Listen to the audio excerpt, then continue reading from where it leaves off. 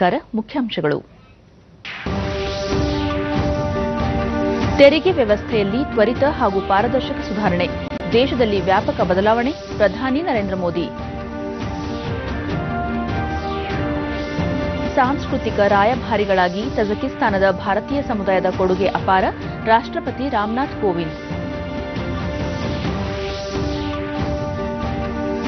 ರಾಜ್ಯದ ಉಪಚುನಾವಣೆ, ಕಾಂಗ್ರೆಸ್ ಅಭ್ಯರ್ಥಿಗಳ ಆಯ್ಕೆಗಾಗಿ ಶೀಘ್ರವೇ ಹೈಕಮಾಂಡ್ ಜೊತೆ ಚರ್ಚೆ, ಸಿದ್ದರಾಮಯ್ಯ. ಹಾಗೂ ಅಂಡರ್ 19 ಏಷ್ಯಾ ಕಪ್, ಶ್ರೀಲಂಕಾ ವಿರುದ್ಧ ಭಾರತಕ್ಕೆ 144 ರನ್ಗಳ ಭರ್ಜರಿ ಜಯ.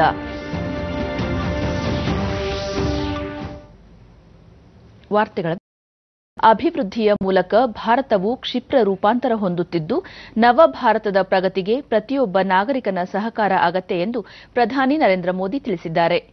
ಡೆಹ್ರಾಡೂನ್ನಲ್ಲಿ ನಿನ್ನೆ 2 ದಿನಗಳ ಉತ್ತರಾಖಂಡ ಹೂಡಿಕೆದಾರರ ಸಮ್ಮೇಳನ ಉದ್ಘಾಟಿಸಿ ತಮ್ಮ ಸರ್ಕಾರ ಕಳೆದ 4 ವರ್ಷಗಳಲ್ಲಿ ಮೂಲಸೌಕರ್ಯಗಳಿಗೆ ಅತಿ ಹೆಚ್ಚಿನ ಒತ್ತು ನೀಡಿದೆ. ಇದರಿಂದಾಗಿ ದೇಶ ಇಡೀ ವಿಶ್ವದಲ್ಲಿಯೇ ಉದ್ದಿಮೆ ವ್ಯಾಪಾರ ನಡೆಸಲು ಅತ್ಯಂತ ಪ್ರಶಸ್ತ ಪ್ರದೇಶವಾಗಿ ಹೊರಹೊಮ್ಮಿದೆ ಎಂದು ನುಡಿದರು. ದೇಶದಲ್ಲಿ ತೆರಿಗೆ ವ್ಯವಸ್ಥೆಯನ್ನು ಅತ್ಯಂತ ತ್ವರಿತ ಹಾಗೂ ಪಾರದರ್ಶಕವಾಗಿ ಸುಧಾರಿಸಿರುವ ಕಾರಣ ದೇಶದಲ್ಲಿ ವ್ಯಾಪಕವಾದ ಬದಲಾವಣೆಗಳು ಕಂಡುಬರುತ್ತಿವೆ ಎಂದು ಹೇಳಿದರು. ये राज्य का पहला निवेशक सम्मेलन भी है. प्रधानमंत्री ने थीम पवेलियन के जरिए राज्य की औद्योगिक प्रगति को देखा. इसमें राज्य की हर एक क्षेत्र की नई तकनीक की झलक दिखी. ಆರ್ಥಿಕ ಅಭಿವೃದ್ಧಿಯ ವಿಷಯದಲ್ಲಿ ವಿಶೇಷ ಆರ್ಥಿಕ ವಲಯ ಎಂಬ ಪದಗುಚ್ಛವನ್ನು ಹಲವು ವರ್ಷಗಳಿಂದ ಕೇಳುತ್ತಿದ್ದೇವೆ. ಖಂಡದಲ್ಲಿ ಆಧ್ಯಾತ್ಮಿಕ ಪರಿಸರ ವಲಯ ಎಸ್ಇಝಡ್ಗಿಂತ ಪ್ರಬಲವಾಗಿದ್ದು ಆರ್ಥಿಕ ಅಭಿವೃದ್ಧಿಗೆ ಅನುಕೂಲಕರವಾಗಿದೆ. ರಾಜ್ಯ ಸರ್ಕಾರ ಇದನ್ನು ಸದ್ಬಳಕೆ ಮಾಡಿಕೊಳ್ಳಲು ಸೂಕ್ತ ಯೋಜನೆ ರೂಪಿಸಬೇಕು ಹೇಳಿದರು.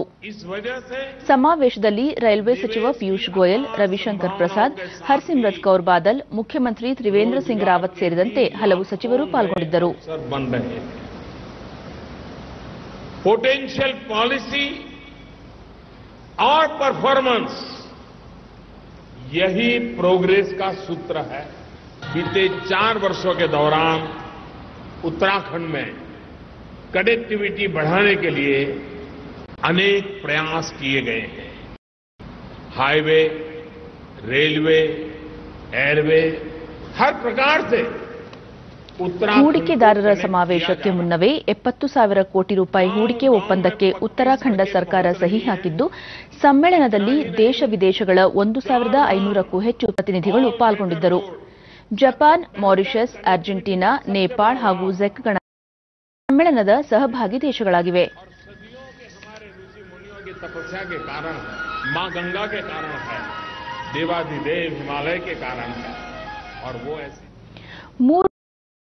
ಪ್ರವಾಸದಲ್ಲಿರುವ ರಾಷ್ಟ್ರಪತಿ ರಾಮನಾಥ್ ಕೋವಿಂದ್ ನಿನ್ನೆ ರಾಜಧಾನಿ ದುಶಾಂಬೆ ತಲುಪಿದರು. ವಿಮಾನ ನಿಲ್ದಾಣದಲ್ಲಿ ರಾಷ್ಟ್ರಪತಿ ಅವರನ್ನು ತಜಕಿಸ್ತಾನದ ಉಪ ಪ್ರಧಾನಿ ಝೋಕಿಝೋರ್ಡ್ ಮೊಹಮ್ಮದಿಯರ್ ಝೋಯರ್ ಹಾರ್ದಿಕವಾಗಿ ಬರಮಾಡಿಕೊಂಡರು.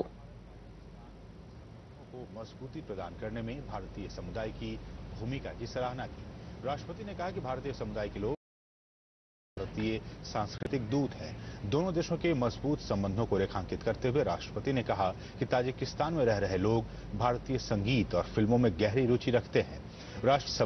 ಬಳಿಕ ಭಾರತೀಯ ಸಮುದಾಯ ಉದ್ದೇಶಿಸಿ ಭಾರತ ಹಾಗೂ ತಜಕಿಸ್ತಾನ ನಡುವಿನ ಬಾಂಧವ್ಯಕ್ಕೆ ಇಲ್ಲಿನ ಭಾರತೀಯ ಸಮುದಾಯದ ಕೊಡುಗೆ ಪ್ರಮುಖವಾಗಿದ್ದು ಸಾಂಸ್ಕೃತಿಕವಾಗಿ ಕಾರ್ಯನಿರ್ವಹಿಸುತ್ತಿದ್ದಾರೆ ಎಂದು ಶ್ಲಾಘಿಸಿದರು.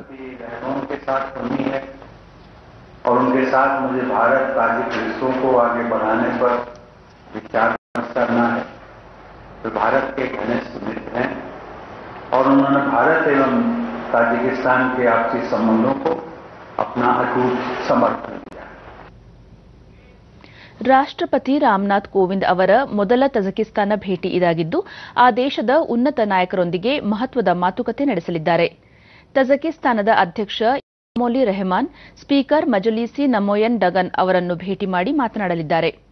ದ್ವಿಪಕ್ಷೀಯ ಮಾತುಕತೆ ಸೇರಿದಂತೆ ಪ್ರಾದೇಶಿಕ ಹಾಗೂ ಸಾಂಸ್ಕೃತಿಕ ಸಹಭಾಗಿತ್ವದ ಹಲವು ಮಹತ್ವದ ಚರ್ಚೆಗಳು ನಡೆಯುವ ಸಾಧ್ಯತೆಯಿದೆ.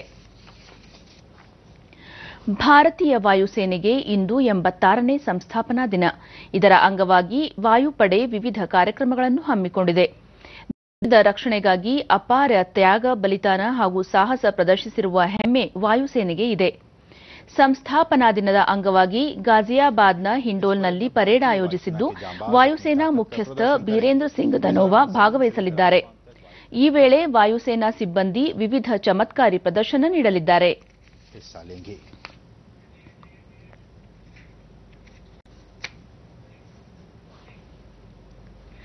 ಅರಬ್ಬಿ ಸಮುದ್ರದಲ್ಲಿ ವಾಯುಭಾರ ಕುಸಿತ ಹಿನ್ನೆಲೆ ಕೇರಳದಲ್ಲಿ ಮತ್ತೊಮ್ಮೆ ಭಾರೀ ಮಳೆಯಾಗಲಿದೆ ಎಂದು ಭಾರತೀಯ ಹವಾಮಾನ ಇಲಾಖೆ ಮುನ್ನೆಚ್ಚರಿಕೆ ನೀಡಿದೆ.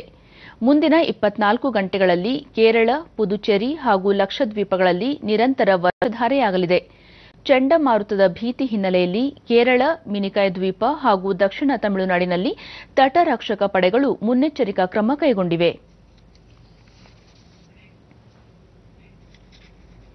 ಚಾಮರಾಜನಗರ ಜಿಲ್ಲೆಯಲ್ಲಿ 3 ದಿನಗಳಿಂದ ಸುರಿಯುತ್ತಿರುವ ಭಾರೀ ಮಳೆಗೆ ನೂರಾರು ಎಕರೆ ಬೆಳೆ ನಾಶವಾಗಿದೆ. ಬೆಳೆ ನಷ್ಟ ಹಿನ್ನೆಲೆ ರೈತರು ಪರಿಹಾರ ನೀಡಲು ಸರ್ಕಾರಕ್ಕೆ ಮನವಿ ಮಾಡಿದ್ದಾರೆ.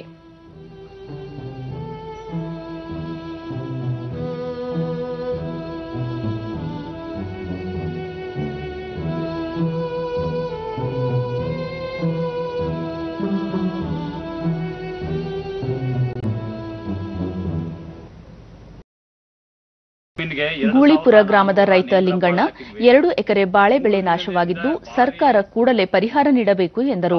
ಮತ್ತೆ ಮಳೆಯಿಂದ 1000ಕ್ಕೂ ಹೆಚ್ಚು ಗಿಡಗಳು ನಾಶ ಆಗಿದೆ.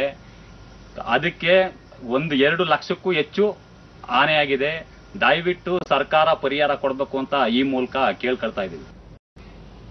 ರೈತ ನಂದೀಶ್ 1200 ಬಾಳೆ ಗಿಡಗಳು ನಾಶವಾಗಿದ್ದು ಸುಮಾರು 3 ಲಕ್ಷ ರೂಪಾಯಿ ನಷ್ಟವಾಗಿದೆ ಎಂದು ಹೇಳಿದರು. 4 ದಿನಗಳಿಂದ ಬಿದ್ದ ಭಾರಿ ಮಳೆಗೆ ಸುಮಾರು 90% ಬಾಳೆ ನಷ್ಟಕ್ಕೆ ಒಳಗಾಗಿದೆ. ಸುಮಾರು 4 ಲಕ್ಷ ನಿರೀಕ್ಷೆನ ಒಳಪಡಿದೆ.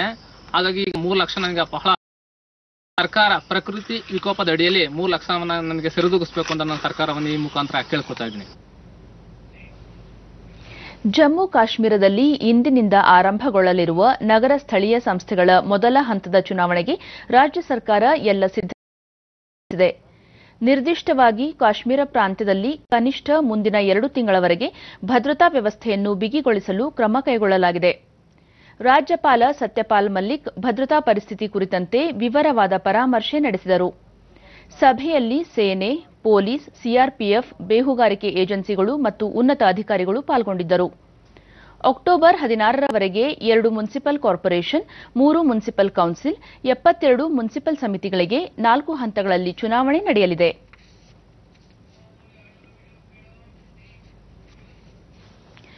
ಗೃಹ ಸಚಿವ ರಾಜನಾಥ್ ಸಿಂಗ್ ಲಕ್ನೋದಲ್ಲಿ ನಿನ್ನೆ ಕ್ಷಿಪ್ರ ಕಾರ್ಯಪಡೆ ಆರ್ಎಎಫ್ನ 26ನೇ ಸಂಸ್ಥಾಪನಾ ದಿನಾಚರಣೆ ಕಾರ್ಯಕ್ರಮದಲ್ಲಿ ಪಾಲ್ಗೊಂಡಿದ್ದರು. ವೀಕ್ಷಿಸಿ ಗೌರವ ವಂದನೆ ಸ್ವೀಕರಿಸಿದರು. ನಂತರ ಪಡೆ ಉದ್ದೇಶಿಸಿ ಮಾತನಾಡಿದ ಅವರು, ದೇಶದಲ್ಲಿ ಇನ್ನೂ 2-3 ವರ್ಷಗಳಲ್ಲಿ ನಕ್ಸಲರ ಹಾವಳಿಯನ್ನು ಸಂಪೂರ್ಣವಾಗಿ ನಿವಾರಿಸಲಾಗುವುದು ಎಂದು ಭರವಸೆ ನೀಡಿದರು. ನಕ್ಸಲ್ವಾದ ದೇಶಕ್ಕೆ ಅತಿ ದೊಡ್ಡ ಸವಾಲಾಗಿದ್ದು, ಈ ಸಮಸ್ಯೆಯನ್ನು ನಿಗ್ರಹಿಸುವಲ್ಲಿ ಸರ್ಕಾರ ಸಫಲವಾಗಿದೆ.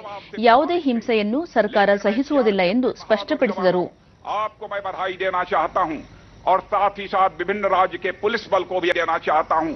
कि आपके लगन, आपकी निष्ठा, आपके परिश्रम, आपके साहस का ही परिणाम रहा है. 4 ವರ್ಷಗಳ ಹಿಂದೆ ದೇಶದ 156ಕ್ಕೂ ಹೆಚ್ಚು ಜಿಲ್ಲೆಗಳಲ್ಲಿ ನಕ್ಸಲರ ಹಾವಳಿ ಇತ್ತು. ಈಗ ಅದು ಕೇವಲ 10-12 ಜಿಲ್ಲೆಗಳಿಗೆ ಮಾತ್ರ ಸೀಮಿತಗೊಂಡಿದೆ. ಅಲ್ಲಿಯೂ ಸಹ 2-3 ವರ್ಷಗಳಲ್ಲಿ ಸಿಆರ್ಪಿಎಫ್ ಪಡೆಗಳು ಸ್ಥಳೀಯ ಪೊಲೀಸರ ನೆರವಿನೊಂದಿಗೆ ನಕ್ಸಲರ ನಿರ್ಮೂಲನೆ ಮಾಡಲಿವೆ ಎಂದು ಹೇಳಿದರು. ನಕ್ಸಲರ ಹಾವಳಿ ತಡೆಗಟ್ಟುವಲ್ಲಿ ಸಿಆರ್ಪಿಎಫ್ ಯೋಧರ ಶೌರ್ಯ, ಸಾಹಸವನ್ನು ಗೃಹ ಸಚಿವರು ಈ ಸಂದರ್ಭದಲ್ಲಿ ಕೊಂಡಾಡಿದರು. ಕಾರ್ಯಾಚರಣೆಗಳಲ್ಲಿ ಹುತಾತ್ಮರಾಗುವ ಯೋಧರಿಗೆ ಈ ಮೊದಲು ಕೆಲವೇ ಲಕ್ಷಗಳಷ್ಟು ಪರಿಹಾರ ನೀಡಲಾಗುತ್ತಿತ್ತು. ಕೇಂದ್ರದಲ್ಲಿ ಎನ್ಡಿಎ ಸರ್ಕಾರ ಬಂದ ನಂತರ ಪರಿಹಾರ ಮೊತ್ತವನ್ನು 1 ಕೋಟಿ ರೂಪಾಯಿಗೆ ಹೆಚ್ಚಿಸಲಾಗಿದೆ ಎಂದರು. जो हमारे जवान शहीद हो जाते थे, मैंने पूछा क्या मिलता है. किसी ने बताया कि 45 लाख मिलता है, 50 लाख मिलता है. ಬಡ ಹೆಣ್ಣು ಮಕ್ಕಳು ಹಾಗೂ ಮಹಿಳೆಯರ ಸಬಲೀಕರಣಕ್ಕಾಗಿ ಸುಕನ್ಯಾ ಸಮೃದ್ಧಿ ಯೋಜನೆಯನ್ನು ಕೇಂದ್ರ ಸರ್ಕಾರ ಆರಂಭಿಸಿದೆ. ಶಿಕ್ಷಣ, ಮದುವೆ, ಉನ್ನತ ಜೀವನ ಕಟ್ಟಿಕೊಡುವ ನಿಟ್ಟಿನಲ್ಲಿ ಆರಂಭಗೊಂಡ ಈ ಯೋಜನೆ ಈಗ ಬಾಗಲಕೋಟೆ ಜಿಲ್ಲೆಯಲ್ಲಿ ಯಶಸ್ವಿಯಾಗಿ ಅನುಷ್ಠಾನಗೊಂಡಿದೆ. ಬೇಟಿ ಬಚಾओ ಬೇಟಿ ಪಢಾओ ಯೋಜನೆ ಬಾಗಲಕೋಟೆ ಜಿಲ್ಲೆಯ 4 ಗ್ರಾಮಗಳಲ್ಲಿ ಯಶಸ್ವಿಯಾಗಿ ಜಾರಿಯಾಗಿದೆ. ಹುನಗುಂದ ತಾಲೂಕಿನ ರಾಮಥಾಳ ಗ್ರಾಮದ 165 ಬಾಲಕಿಯರನ್ನು ಈ ಯೋಜನೆಯಡಿ ಸೇರಿಸಲಾಗಿದೆ.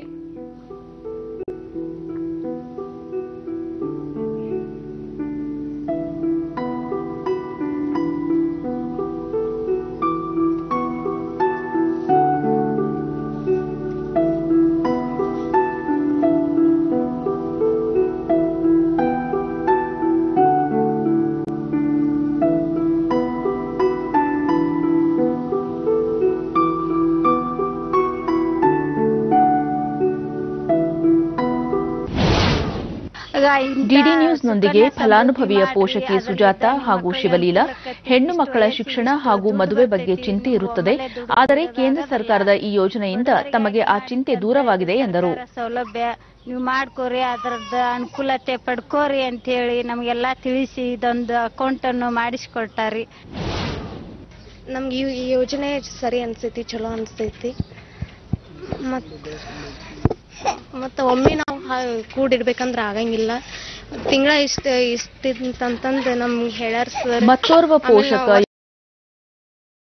ಫಲಾನುಭವಿಗಳಿಗೆ 18 ವರ್ಷ ತುಂಬಿದಾಗ 6 ಲಕ್ಷ ರೂಪಾಯಿ ಸಿಗಲಿದೆ. ಇದರಿಂದ ಮದುವೆಗೆ ಸಹಾಯವಾಗಲಿದೆ ಎಂದು ಸಂತಸ ವ್ಯಕ್ತಪಡಿಸಿದರು. ಬಾಗಲಕೋಟೆ ಜಿಲ್ಲೆಯಲ್ಲಿ ಅಂಚೆ ಇಲಾಖೆಯ ಶ್ರಮದಿಂದಾಗಿ ಈಗಾಗಲೇ ಪಟ್ಟದಕಲ್ಲು, ನಾಗೂರು, ಯಡಹಳ್ಳಿ ಹಾಗೂ ರಾಮಥಾಳ ಸುಕನ್ಯಾ ಸಮೃದ್ಧಿ ಯೋಜನೆ ಸಂಪೂರ್ಣ ಗ್ರಾಮಗಳು ಎಂದು ಹೆಗ್ಗಳಿಕೆ ಪಡೆದಿವೆ. ಪಕ್ಷದ ಹೈಕಮಾಂಡ್ ಜತೆ ಚರ್ಚೆ ನಡೆಸಿ 3 ಲೋಕಸಭೆ ಮತ್ತು 2 ವಿಧಾನಸಭಾ ಕ್ಷೇತ್ರಗಳ ಉಪಚುನಾವಣಾ ಕಣಕ್ಕೆ ಸೂಕ್ತ ಅಭ್ಯರ್ಥಿಗಳನ್ನು ಆಯ್ಕೆ ಮಾಡುವುದಾಗಿ ಕಾಂಗ್ರೆಸ್ ಶಾಸಕಾಂಗ ಪಕ್ಷದ ನಾಯಕ ಸಿದ್ದರಾಮಯ್ಯ ಹೇಳಿದ್ದಾರೆ.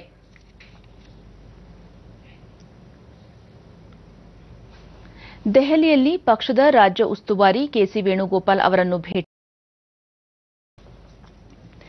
ಢಾಕಾದಲ್ಲಿ ನಿನ್ನೆ ನಡೆದ ಶ್ರೀಲಂಕಾ ಹಾಗೂ ಭಾರತ ನಡುವಿನ 19 ವರ್ಷದೊಳಗಿನ ಕ್ರಿಕೆಟ್ ಪಂದ್ಯದಲ್ಲಿ ಭಾರತ 144 ರನ್ಗಳಿಂದ ಜಯಗಳಿಸಿದ್ದು ಏಷ್ಯಾ ಕಪ್ ಚಾಂಪಿಯನ್ ಆಗಿ ಹೊರಹೊಮ್ಮಿದೆ.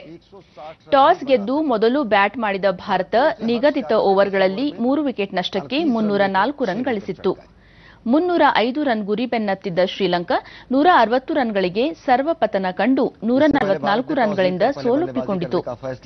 ಭಾರತದ ಪರ ಜೈಸ್ವಾಲ್ 85, ಪ್ರಭಸಿಮ್ರಾನ್ ಸಿಂಗ್ 65, ಅನುಜ್ ರಾವತ್ 57 ಹಾಗೂ ಆಯುಷ್ ಬದೋನಿ 57 ರನ್ ಸಿಡಿಸಿದರು. ಹರ್ಷ್ ತ್ಯಾಗಿ 6 ವಿಕೆಟ್ ಪಡೆಯುವ ಮೂಲಕ ಭಾರತದ ಗೆಲುವಿಗೆ ನೆರವಾದರು. ಈಗ ಇಂದಿನ ಪತ್ರಿಕೆಗಳ ಇಣುಕು ನೋಟ. ಇಂದು ವಾಯುಪಡೆ ದಿನಾಚರಣೆ. MiG-29 ಯುದ್ಧ ವಿಮಾನಗಳಿನ್ನೂ ಹೈಟೆಕ್. ಶಿವಮೊಗ್ಗದಿಂದ ಬಿಎಸ್ವೈ ಪುತ್ರ ರಾಘವೇಂದ್ರ ಸ್ಪರ್ಧೆ. ಜಿಲ್ಲಾ ಸಭೆಯಲ್ಲಿ ಅಭ್ಯರ್ಥಿ ಅಂತಿಮ, 15ಕ್ಕೆ ನಾಮಪತ್ರ. 5,954 ಕೋಟಿ ರೂಪಾಯಿ ಸಂಗ್ರಹ. 2017-18ನೇ ಸಾಲಿನಲ್ಲಿ ಸಾರಿಗೆ ಇಲಾಖೆ ಸಾಧನೆ. ಬೆಂಗಳೂರು ವಲಯದಲ್ಲಿ ಅತಿ ಹೆಚ್ಚು ಆದಾಯ. 2,503 ಬ್ಯಾಕ್ಲಾಗ್ ಹುದ್ದೆ ಖಾಲಿ. ಭರ್ತಿ ಮಾಡಲು ಸಚಿವ ಪ್ರಿಯಾಂಕ್ ಅಧ್ಯಕ್ಷತೆಯಲ್ಲಿ ಸಂಪುಟ ಉಪಸಮಿತಿ. Under 19 Asia cup tourney. ಭಾರತಕ್ಕೆ 6ನೇ ಬಾರಿ ಕಿರೀಟ. ಕಿರಿಯರು ಏಷ್ಯಾ ಸಾಮ್ರಾಟರು. ಇವು ಇಂದಿನ ಪತ್ರಿಕೆಗಳ ಪ್ರಮುಖ ಸುದ್ದಿ. ಉಳಿದಂತೆ ಆರೋಗ್ಯ ಭಾಗ್ಯ ಮೊದಲ ಚಿಕಿತ್ಸೆಗೆ ಇತರೆ ಗುರುತು ಓಕೆ. ಆಯುಷ್ಮಾನ್ ಭಾರತ 2ನೇ ಬಾರಿ ಚಿಕಿತ್ಸೆಗೆ ಆಧಾರ್ ಕಡ್ಡಾಯ. ನಿಯಂತ್ರಣಕ್ಕೆ ಬಾರದ H1N1 ಹಾವಳಿ. 10 ದಿನದಲ್ಲಿ 23 ಪ್ರಕರಣ ಪತ್ತೆ. ನಗರದಲ್ಲಿ ಮತ್ತೆ ಕಾಯಿಲೆ ಭಯ. ಶಬರಿಮಲೆ ತೀರ್ಪು ಚರ್ಚೆ. ಕೇರಳ ಸರ್ಕಾರಕ್ಕೆ ಹಿನ್ನಡೆ. ಶಾಲಾ ಸವಾಲು ಪರಿಹಾರ ಅಧ್ಯಯನಕ್ಕೆ ವೇದಿಕೆ. ಸರ್ಕಾರಿ ಶಾಲೆಯ ಗುಣಮಟ್ಟ ಸುಧಾರಣೆಗೆ ವಿಭಿನ್ನ ಪ್ರಯತ್ನ. ಕೇಂದ್ರ ಸರ್ಕಾರದಿಂದ ಕ್ರಿಯಾ ಯೋಜನೆ ಸಿದ್ಧ. ಕೋಲಾರದ ಕೀರ್ತನಾಗೆ ಸ್ನೂಕರ್ ವಿಶ್ವ ಮುಕುಟ. ಕೊನೆಯಲ್ಲಿ ಮತ್ತೊಮ್ಮೆ ಮುಖ್ಯಾಂಶಗಳು. ತೆರಿಗೆ ವ್ಯವಸ್ಥೆಯಲ್ಲಿ ತ್ವರಿತ ಹಾಗೂ ಪಾರದರ್ಶಕ ಸುಧಾರಣೆ. ದೇಶದಲ್ಲಿ ವ್ಯಾಪಕ ಬದಲಾವಣೆ. ಪ್ರಧಾನಿ ನರೇಂದ್ರ ಮೋದಿ. ಸಾಂಸ್ಕೃತಿಕ ರಾಯಭಾರಿಗಳಾಗಿ ತಜಕಿಸ್ತಾನದ ಭಾರತೀಯ ಸಮುದಾಯದ ಕೊಡುಗೆ ಅಪಾರ. ರಾಷ್ಟ್ರಪತಿ ರಾಮನಾಥ್ ಕೋವಿಂದ್. ರಾಜ್ಯದ ಉಪಚುನಾವಣೆ ಕಾಂಗ್ರೆಸ್ ಅಭ್ಯರ್ಥಿಗಳ ಆಯ್ಕೆಗಾಗಿ ಶೀಘ್ರವೇ ಹೈಕಮಾಂಡ್ ಜೊತೆ ಚರ್ಚೆ ಸಿದ್ದರಾಮಯ್ಯ. ಹಾಗೂ ಅಂಡರ್ 19 ಏಷ್ಯಾ ಕಪ್ ಶ್ರೀಲಂಕಾ ವಿರುದ್ಧ ಭಾರತಕ್ಕೆ 144 ರನ್ಗಳ ಭರ್ಜರಿ ಜಯ. ನಮ್ಮ ಮುಂದಿನ ವಾರ್ತಾ ಪ್ರಸಾರ ಬೆಳಗ್ಗೆ 11 ಗಂಟೆಗೆ ಚಂದನದಲ್ಲಿ. ಈಗ ಶುಭೋದಯ ಕರ್ನಾಟಕ ಮುಂದುವರಿಯಲಿದೆ. ನಮಸ್ಕಾರ.